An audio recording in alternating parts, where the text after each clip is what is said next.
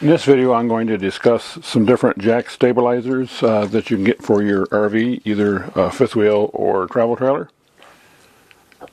The first one I bought were these JT's strong arms, and I liked the concept, but it really wasn't going to work very well for my RV.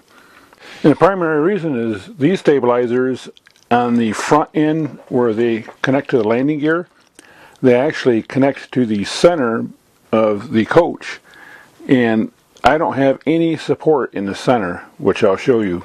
So consequently I went out and bought this 2-inch piece of tubular steel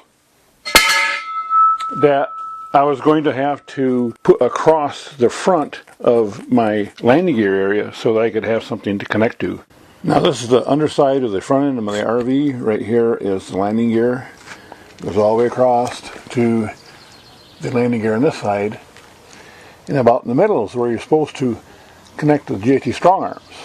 However, there is nothing here solid enough to connect to. The first frame member is about 2 foot back to here. I suppose I could have done it with a kind of an angle instead of going straight across the front. I suppose I could have went to the back, but I decided that was just going to be too difficult because of the way the brackets are. My solution was to take that 2-inch angle and mount it here all the way across, and then I could connect it to that. Well, this is a lightweight trailer, and the JT strong arms themselves already add about 45 pounds.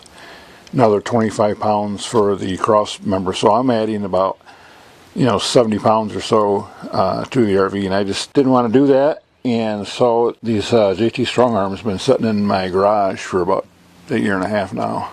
Now, I'm not going to badmouth the JT strong arms because many people have them, and in reality they do look like they're built really well, but it's just that I just couldn't use them. So I ended up buying this SteadyFast system, and it's a little bit lighter weight, and the main reason is that it does not require a cross brace in the center, and there's only 3 bars instead of the 6 bars in the JT strong arms, so it's going to be a little bit lighter weight. And I've kind of hesitated to try this before because to me it kind of looked kind of dorky, and it's something that looks good. They come in different versions, and the pricing is slightly different depending on the version you buy. I mean, the basic kit is the same, but in certain versions you have some foot pads. Other versions like mine is designed to work with my leveling system, my ground control, so it does not have foot pads. It uses the foot pads that I already have. So we have, that looks pretty beefy there. So let's kind of inventory some of this stuff. This seems to be packaged really well. We have a bag of hardware and even a drill bit. That's kind of neat that they give you a drill bit. And these are basically the main struts here. And this is kind of what looked a little dorky to me initially, is that these things are kind of curved. I guess if it works, it works. And we do have a bunch of instructions here. Looks like we got a little reading to do on this. And then yet another bag. I mean, it's made in USA. And these are the installation notes. These other ones must have been just addendums. And then we have a little decal and looks like a little brochure. And this is the kit that is for the foot plates, like on the ground control.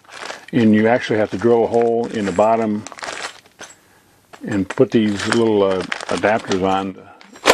And one of the first things you have to decide on is how you're going to mount these brackets. Now, if you have a I-beam style frame, you're going to mount the brackets like this to the bottom of the I-beam. So the I-beam would be across here, an I like that. But if you have a C-channel type, then you got to use these adapters, and then the C-channel would be here like that. So one of the difficulties I'm finding is finding enough clearance up here, and the best way to do that is to pre-assemble one of these and just kind of judge where it goes.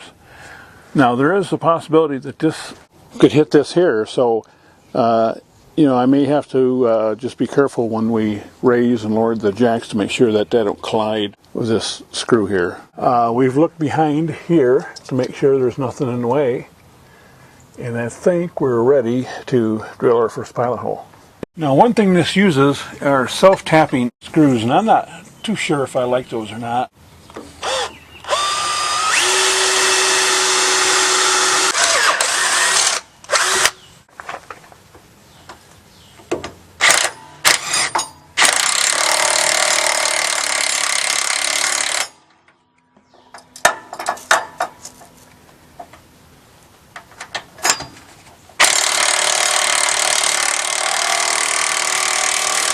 To be honest with you, bolts that are designed to hold things, I just prefer through bolts.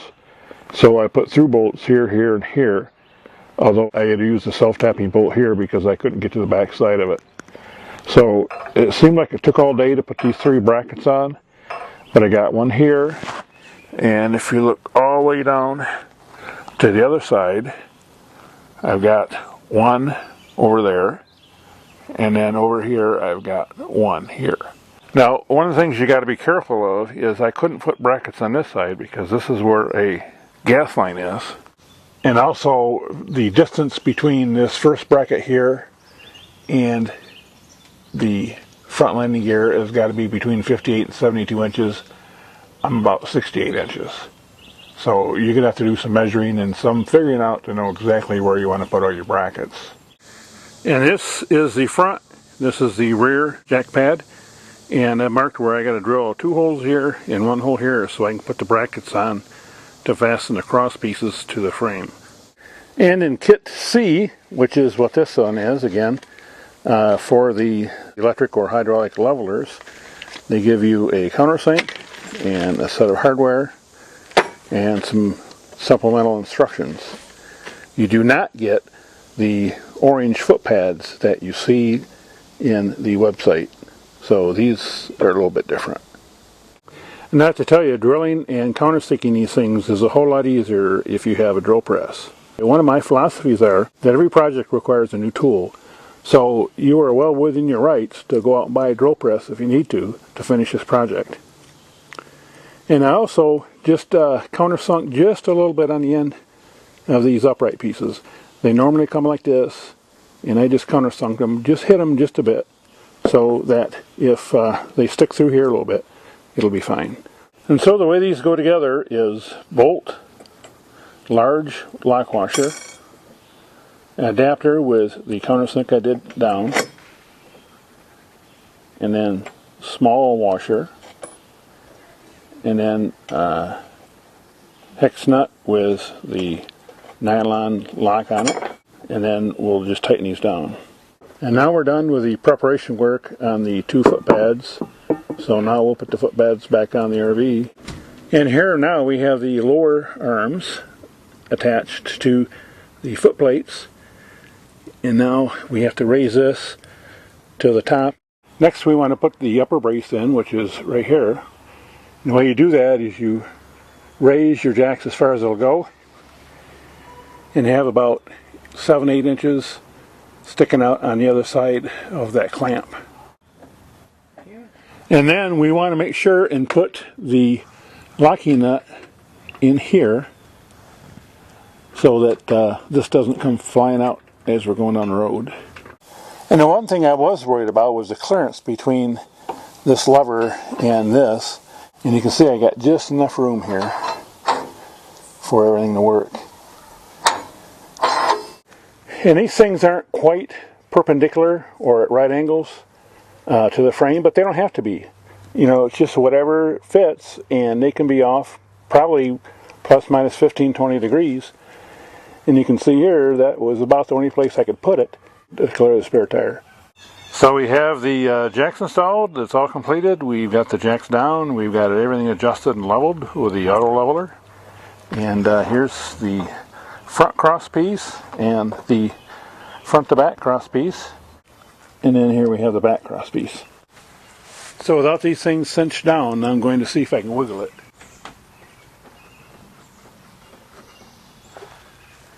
And you can see maybe quite a bit of wiggle. And then now I'm going to tighten these down and try it again.